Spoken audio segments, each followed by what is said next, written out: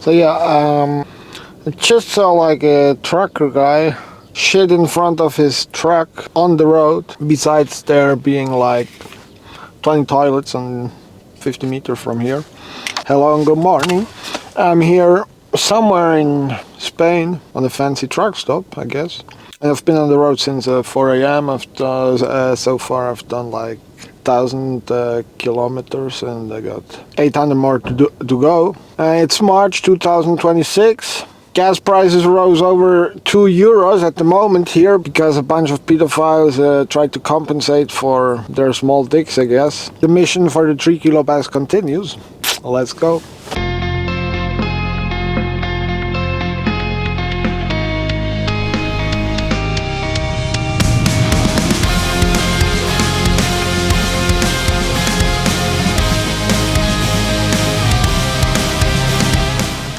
Check. Since years now, one of my top priority mission is to catch a 3 kilo largemouth bass here in Europe. So in case any Americans are watching, 3 kilos is exactly 6.61 pounds, which isn't that big for some states, I know that, but here in Europe it's equivalent to like catching like a 10-pound bass. It's like the magic mark, as you would say. But in order to achieve that, the springtime in Spain became like really special to me, and like every year I will put aside money to fish the pre-spawn there, as long as time and money allows it, which the last years usually was like around 1 week. So yeah, once again I packed way too much stuff as always and made almost a 20-hour drive down to Spain, into the Extremadura region. Once said to hold some of the biggest bass in Europe, but with magazine reports and more recently several YouTube formats and other influencers doing their thing down there. This place has been well known for years now, and fishing pressure has arisen ever since. But in the end, the bigger the challenge, the bigger the reward, I guess. I'm still convinced that I want to catch my first plus 3 kilogram bass down there. Yeah, since I don't have a boat and realistically am pretty far away of owning a boat, I've been doing this mission for the last couple of years with Bastia, who is one of the most skilled bass fishermen I know personally. So I'm always happy and grateful if he finds time for me, especially in that time of the year. So if you're asking yourself now what is pre-spawn and why it's so special, here's a quick explanation. As you can see with my magnificent drawings, here's a quick explanation about the stages of the reproduction of a largemouth bass. So everything starts with the pre-spawn. When the water reaches a certain temperature, the males start to prepare a nest in order to try to attract the juicy big fat female to make love to. The females by that time are usually full of eggs and are starting to feed a lot in order to prepare for the hard work of reproduction. So best case scenario next is spawn, when 2 fish found themselves, make love, lay their eggs, which then hopefully result in healthy and plentiful offspring. After the hard work of reproduction, it's post-spawn time, so they start to move around again to look for food in order to replenish their skinny bodies. And that's how bass are made. So if I as an angler want to catch a really fat big fish, pre-spawn is really interesting because then you can find big females that are full of eggs, well fed and hopefully still looking for more food. Of course, these are also the most experienced fish usually, so they're not easy to catch, but there's always a chance one might bite. While they're spawning, they don't really eat, and I personally find it not very cool to harass them while they're doing like really important work for the future as well. After they're done with love making, it's usually also a good time to fish, because then the bass are actively looking for food. Now on the other hand, they're just pretty skinny, but still fun to catch them. So yeah, this is their cycle, pretty simplified. The thing here is it all depends on water temperatures. The whole weather thing is less a problem if you live close by and you just can go figure out the situation by yourself whenever you got time. But as for me, I have to plan those trips several months in advance, and we just gotta fix a week, and then it's that week that we're going fishing. This is all based on experience from the past years, of course, to figure out which could be the best week, but yeah. With the weather becoming less and less predictable in recent years, this for me became more and more a gambling. But I guess that's just another part of the challenge. The week actually started better than expected. The weather was nice.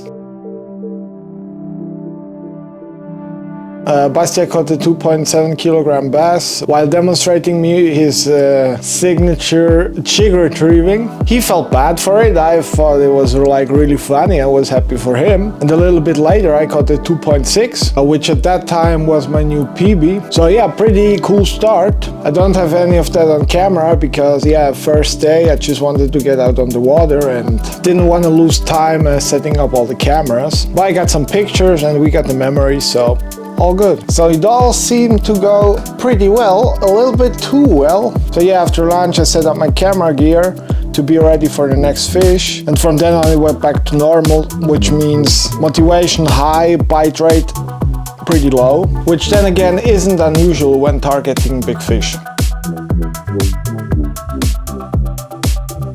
I personally like to learn the various factors which are important in order to get one of those super experienced fish to bite. Like casting from the right angle can be as important or even more important than having the right lure in the right color, which itself can change from day to day.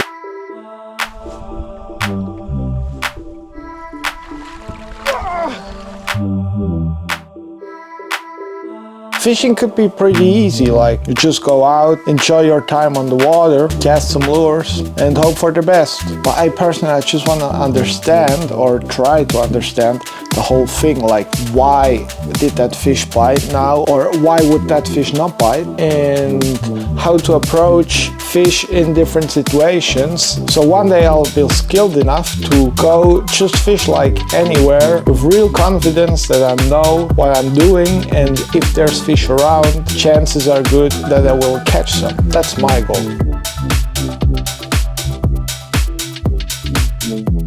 As I mentioned before, luckily this time the weather seemed pretty cool, and so we found and caught some fish every day. Not a lot of fish, but quality fish.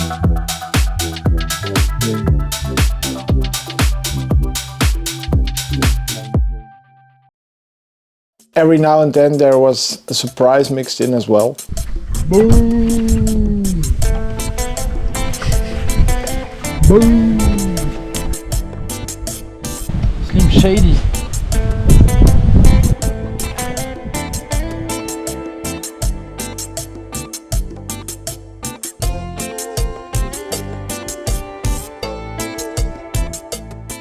There you never know 100% sure what you're gonna catch next. One moment you might think you hooked the bass of your dreams. Ouais. Oh, c'est gros ça. Ça monte. Bah, pareil coup. Carpe. Fais attention, hein. C'est gros. Oh la putain de carpe. Oh la putain de carpe.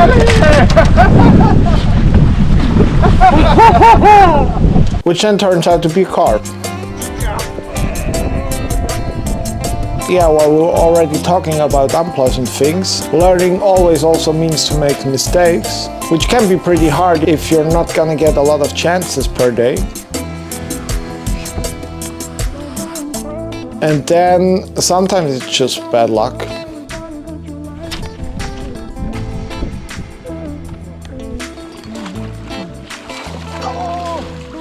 So yeah, weeks like that always pass way too fast, and those 7 days on the water just went by like gone.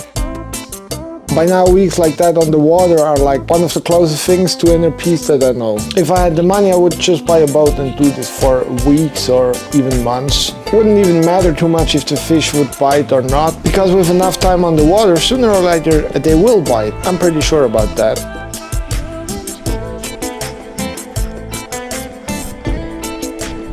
But this week wasn't even that bad. Like every day we would head out with a really good feeling that today might be that day. And yeah, but it just didn't happen. But we figured out that Bastian's next clients wouldn't arrive before Sunday. So I was like, yeah, would it be possible to do an extra day? Because for me, work-wise, it didn't matter if I get back home on Friday night or Saturday. But since I only had enough money left for the drive back home on my credit card and already blew my cash on some essentials in the local tackle shop a couple of days before, I offered to trade in one of my beloved Nike rods, which is a really high-end rod from a small Japanese brand and my favorite rod for rig fishing. And whenever we would fish together, Basti would always pick up that rod and tell me how amazing that rod was. So traded that rod in for an extra day, because in the end he's a professional guide, and of course I'm not gonna ask for something free, especially not from people that I consider my friends, of course. So yeah, we agreed to that deal and both are happy. Extra day, let's go. While I kinda stopped to believe in happy endings like in the movies, because that would be just like too perfect, I think. We both are really believing that extra day might be when it all happens, when I finally catch my big fish. So we headed out fully motivated for that last day, but after 7 days of pretty pleasant weather, we were greeted with like nasty wind and even trickier fish. So by the end of the day, we just had caught like a bunch of smaller ones. At least we tried, I thought to myself while we were driving into the sunset. But Bastia stopped at one last spot where the days before we would never catch a fish. We got one cast and it gotta be a good one, he told me. And that's what I did.